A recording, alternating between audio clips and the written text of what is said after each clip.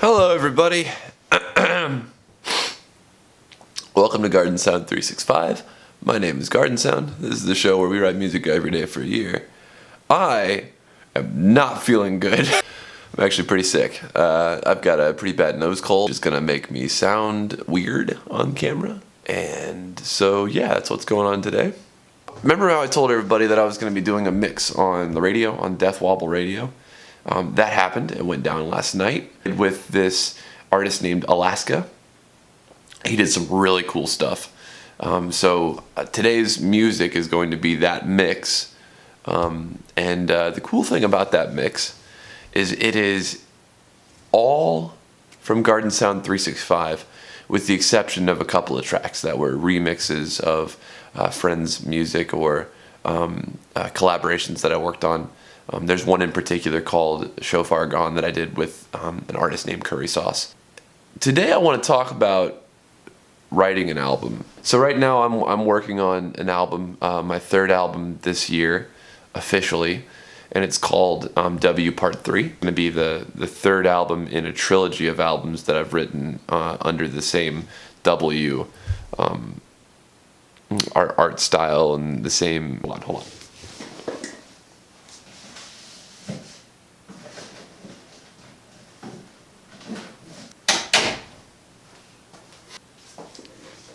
There's part 1, and there's part 2. One's green and one's blue. Now, if you're interested in buying a copy of these, I have physical CDs and I have digital downloads available on my website. That's GARDNSOUND.com.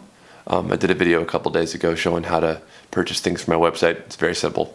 And that was my goal for 2016, actually, was to finish writing a trilogy of albums. And when I put out that first one, I said, you know, I'm gonna write 2 more of these, and they're gonna come out in 2016.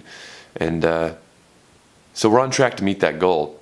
I look at an album as a piece of work by itself. So when I start working on music for an album, and I'm going to use part 1 as an example because I think it's a little bit, in terms of like flow, it flows a little bit better than part 2 does.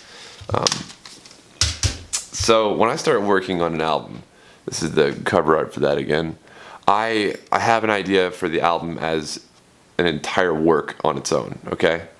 And I want the album to flow from top to bottom. I want them all to flow together, similar to how old albums used to, like Dark Side of the Moon by Floyd or Abbey Road by the Beatles, just for instance. Although every track might not necessarily flow into the next track, there are acts, right?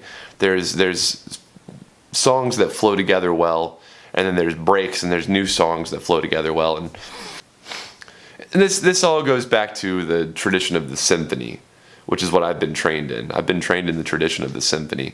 And although there's different movements in a symphony, right, points at which the music stops and restarts, it's a work. It's a whole work. And so that's how I throw back to the symphony and my training there, and give a nod to classical music. Now the problem with that is that in the digital age, there aren't any means of having what's called gapless playback. The biggest challenges. So when you put a CD into your CD player, at least back in the day, it was designed to have gapless playback, meaning that as soon as track 1 was done, track 2 starts, right?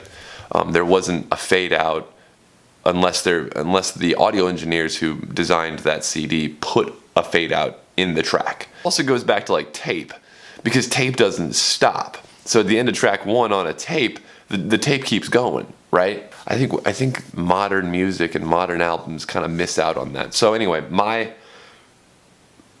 Bandcamp does this really well.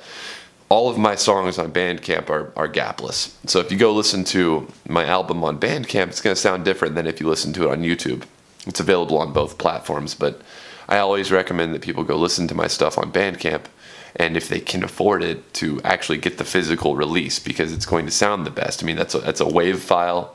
It's designed for playback on a hi-fi system, and it's gapless, meaning that it'll flow from one track to the next, and you know it'll sound like a 35 to 40 minute song.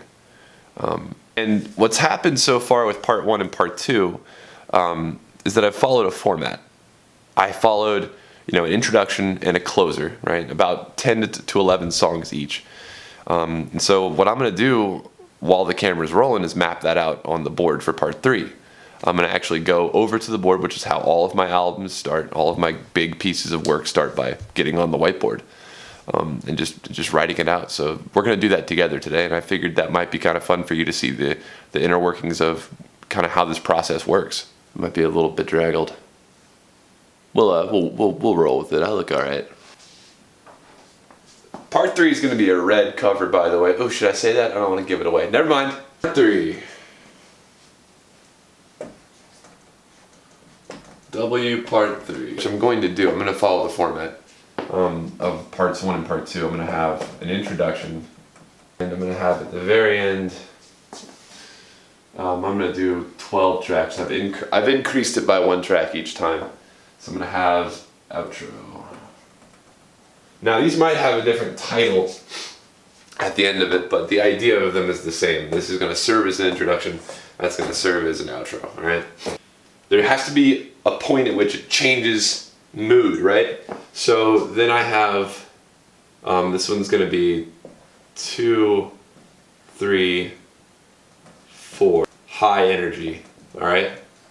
And at 5, I'm going to have an interlude, some sort of a reprise, some sort of a way for people to take a breath, right? Because it has to happen. You have to take a breath. You can't clap your hands for an hour. I mean, try. You can't do it. Shout out to Gary Beeson for that tidbit of knowledge. Then 6, I'm going to have 6 be kind of an ambient jam again.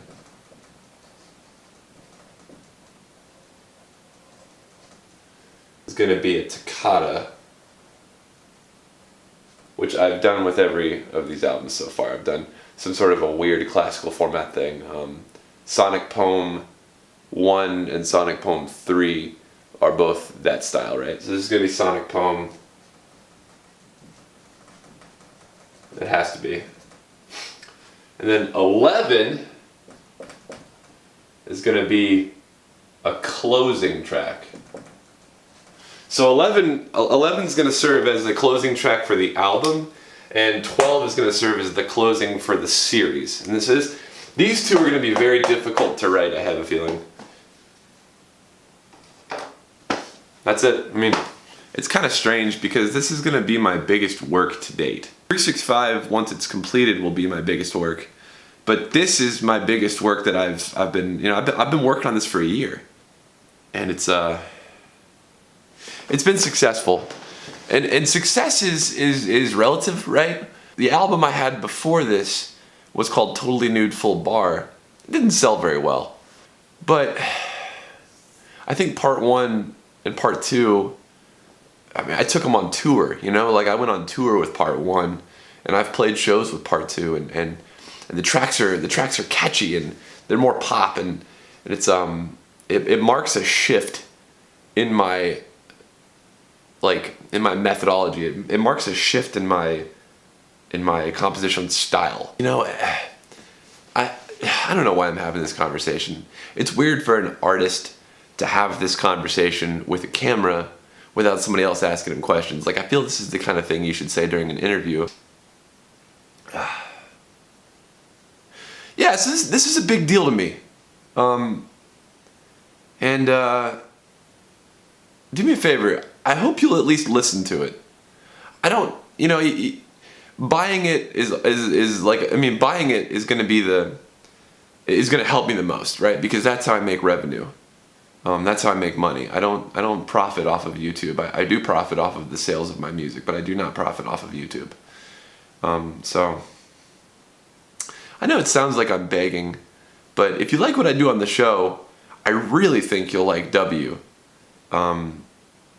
Parts 1, Part 2, those are available on Bandcamp to listen to. It's free to stream them. You can go listen to them anytime you'd like. And if you like it, pick up a copy. It's not expensive. No plans for my next album after Part 3. And I'm going to leave it that way for a bit. And I'm just going to kind of open the door to creativity and see what happens. But Maybe I'm done as a solo artist for a bit. Maybe I put Garden Sound on the back burner and I join a band. I don't know. But this video series is not going to stop until I have 365 days of music. As always, fresh beats in the description below. My name is Garden Sound. I'll see you tomorrow, and hopefully I'll be feeling better.